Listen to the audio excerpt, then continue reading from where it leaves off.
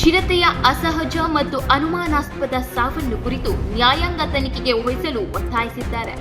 ತಿಪಟೂರು ಪ್ರಾದೇಶಿಕ ಅರಣ್ಯ ಇಲಾಖಾ ತಿಪಟೂರು ಮತ್ತು ಸಹಾಯಕ ಅರಣ್ಯ ಸಂರಕ್ಷಣಾಧಿಕಾರಿಗಳು ತಿಪಟೂರು ಉಪವಿಭಾಗ ವ್ಯಾಪ್ತಿಯಲ್ಲಿ ಚಿರತೆ ಬಂಧಿಸಲು ಬೋನನ್ನು ಕಳೆದ ದಿನಗಳ ಹಿಂದೆ ಅರಣ್ಯ ಇಲಾಖೆಯವರು ಇಟ್ಟಿರುತ್ತಾರೆ. ಇಲಾಖೆಯವರು ಕಟ್ಟುನಿಟ್ಟಿನ ಕಾರ್ಯಾಚರಣೆ ಎಚ್ಚರಿಕೆಯಿಂದ ನಿರ್ವಹಣೆ ಮಾಡದೆ ಬೋನಿಗೆ ಬಿದ್ದ ವನ್ಯಜೀವಿ ಚಿರತೆ ಮಾರ್ಚ್ 3, 2025 ವಿಶ್ವ ವನ್ಯಜೀವಿ ದಿನದಂದೇ ದಾರುಣವಾಗಿ ಸಾವನ್ನಪ್ಪಿದ ದುರ್ಘಟನೆ ನಡೆದಿದೆ. ಈ ಚಿರತೆಯ ಭೀಕರ ಸಾವು ಸಂಶಯಾಸ್ಪದ ಹಾಗೂ ಹಲವು ಅನುಮಾನಗಳಿಗೆ ಕಾರಣವಾಗಿದೆ. ಈ ಹಿನ್ನೆಲೆಯಲ್ಲಿ ಅಮೂಲ್ಯವಾದ ವನ್ಯಜೀವಿ ಚಿರತೆಯ ಸಾವಿಗೆ ಅರಣ್ಯ ಇಲಾಖೆಯ ನೇರ ಹೊಣೆ. ಚಿರತೆಯ ಸಂಶಯಾಸ್ಪದ ಅಸಹಜ ಸಾವಿಗೆ ಅಧಿಕೃತವಾಗಿ ಅಧಿಕಾರಿಗಳೇ ಕಾರಣರಾಗಿರುತ್ತಾರೆ. ಸಂಬಂಧಪಟ್ಟ ಅಧಿಕಾರಿಗಳನ್ನು ಅಮಾನತು ಮಾಡಬೇಕು. ಅನುಮಾನಾಸ್ಪದ ಸಾವಿಗೆ ಬಗ್ಗೆ ನ್ಯಾಯಯುತವಾಗಿ ಆಗಬೇಕು. ಈ ನಿಟ್ಟಿನಲ್ಲಿ ಸರ್ಕಾರ ಸೂಕ್ತ ಕ್ರಮಗಳನ್ನು ಕೈಗೊಳ್ಳಬೇಕು ಎಂದು ವನ್ಯಜೀವಿ ಸಂರಕ್ಷಣಾ ವೇದಿಕೆ ವತಿಯಿಂದ ತಿಪಟೂರು ಉಪವಿಭಾಗಾಧಿಕಾರಿಗಳ ಕಚೇರಿ ಮುಂದೆ ಉಪವಿಭಾಗ ಅಧಿಕಾರಿಗಳಿಗೆ ಮನವಿ ಸಲ್ಲಿಸಿ ಪ್ರತಿಭಟನೆ ನಡೆಸಿದರು. ದಯಮಾಡಿ ನಮ್ಮ ಎಸ್ ಅವರು ಅದನ್ನು ಗಮನಿಸಬೇಕು. ಅವ್ರು ಯಾವ್ದಾದ್ರು ಒಂದು ಸಂದರ್ಭದಲ್ಲಿ ಸಭೆ ಕರೆದು ಅವ್ರನ್ನ ಅವಲೋಕನ ಮಾಡಬೇಕು. ಅವರ ಕಾರ್ಯಕ್ರಮದ ಪ್ರಗತಿ ಪರಿಶೀಲನೆಯನ್ನ ಮಾಡಬೇಕು ಅಂತೇಳಿ ಈ ಸಂದರ್ಭದಲ್ಲಿ ಅವ್ರು ನಾನು ಮನವಿಯನ್ನು ಕೂಡ ಮಾಡ್ತಾ ಇದ್ದೀನಿ. ಹಂಗಾಗಿ ವನ್ಯಜೀವಿಗಳು ಮತ್ತು ರೈತರ ನಡುವಿನ ಸಂಘರ್ಷ ಅದು ನಿರಂತರವಾಗಿದೆ. ಅದು ಆದಿಮಾನವನ ಕಾಲದಿಂದ ಹಿಡಿದು ಆಧುನಿಕ ಮಾನವನ ಕಾಲದವರೆಗೂ ಇದೆ, ಮುಂದುವರಿಯುತ್ತೆ. ಹಂಗಂತ ವನ್ಯಜೀವಿಯ ಯಾವುದೇ ಜೀವ ವೈವಿಧ್ಯತೆಯ ಸರಪಳಿಯನ್ನು ಕಳ್ಕೊಂಡು ಮನುಷ್ಯ ಬದುಕಕ್ಕಾಗಲ್ಲ ಈ ಜಗತ್ತಿನಲ್ಲಿ.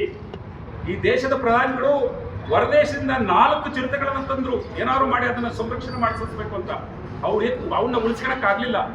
ಮೊನ್ನೆ ಈ ದೇಶದ ಪ್ರಧಾನಿಗಳು ಎಷ್ಟು ದೊಡ್ಡ ಜವಾಬ್ದಾರಿ ಇರುತ್ತೆ ಅವ್ರಿಗೆ.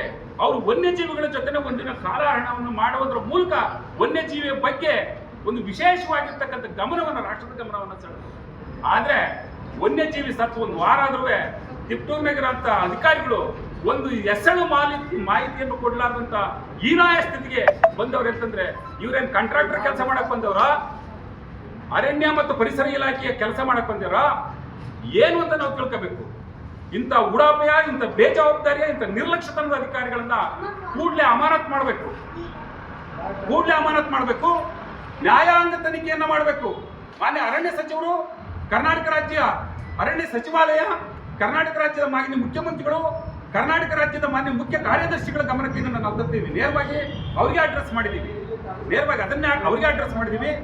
ನಮ್ಮ ವಿಭಾಗಾಧಿಕಾರಿಗಳ ಮೂಲಕ ಈ ಪತ್ರವನ್ನು ನಾವು ಸರ್ಕಾರಕ್ಕೆ ರವಾನಿಸ್ತಾ ಇದ್ದೀವಿ.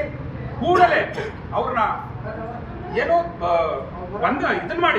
ಸಸ್ಪೆಂಡ್ ಮಾಡಿ, ಅಮಾನತ್ ಮಾಡಿ, ಈ ಚಿರತೆಯ ತನಿಖೆ ವಿಶೇಷವಾಗಿ ನಡೆದು ನ್ಯಾಯಾಂಗ ತನಿಖೆ ಆಗೋವರೆಗೂ ಕೂಡ ಅವ್ರನ್ನ ಅಮಾನತಿನಲ್ಲಿ ಇರಬೇಕು. ಆ ನಂತರ ನ್ಯಾಯಾಂಗ ತನಿಖೆಗೆ ಮಾನ್ಯ ಸಚಿವರು, ಮಾನ್ಯ ಸರ್ಕಾರ ಇದನ್ನ ಕೊಡಬೇಕು ಅಂತೇಳಿ, ನ್ಯಾಯಾಂಗ ತನಿಖೆಗೆ ಒಪ್ಪಿಸಬೇಕು ಅಂತೇಳಿ ಆಗ್ರಹಿಸ್ತಾ ಇವತ್ತು ಮಾನ್ಯ ಮುಖ್ಯ ಉಪವಿಭಾಗಾಧಿಕಾರಿಗಳಿಗೆ ನಮ್ಮ ಮನವಿಯನ್ನ ಕೊಡ್ತಾ ಇದ್ದೇವೆ. ಮನವಿಯನ್ನ ಶ್ರೀಕಾಂತ್ ಅವರು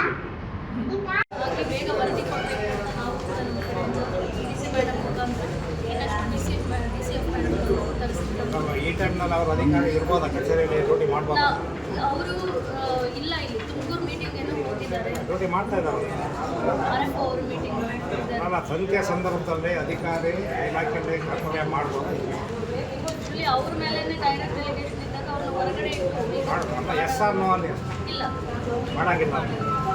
ನಮ್ಮ ತನಿಖಾಧಿಕಾರಿ ಯಾರು? ತನಿಖಾಧಿಕಾರಿ ಬಗ್ಗೆ ನಾನು ತಿಳಿದು ಹೇಳ್ತೀನಿ. ಯಾರನ್ನ ತನಿಖಾಧಿಕಾರಿಗಳಾಗಿ ನೇಮಕ ಮಾಡಿದ್ದಾರೆ? ಒಂದು ತಮಗೆ ಸಂಜೆ ಒಳಗೆ ನಾವು ಮಾಡ್ತೀವಿ. ಯಾರು ಏನು ಅದಕ್ಕೇನು ಸಪ್ರೇಟ್ ಕಮಿಟಿ ಮಾಡಿದಾರಾ ಏನು ಅನ್ನೋದ್ರ ಬಗ್ಗೆ ನಾವು DCF ಮೇಡಮಿಂದ ಮಾಹಿತಿ ಪಡೆದು ಸಂಜೆ ಒಳಗೆ ತಮಗೆ ಅರಣ್ಯ ಇಲಾಖೆ ಮೇಡಮ್ ಯಾವ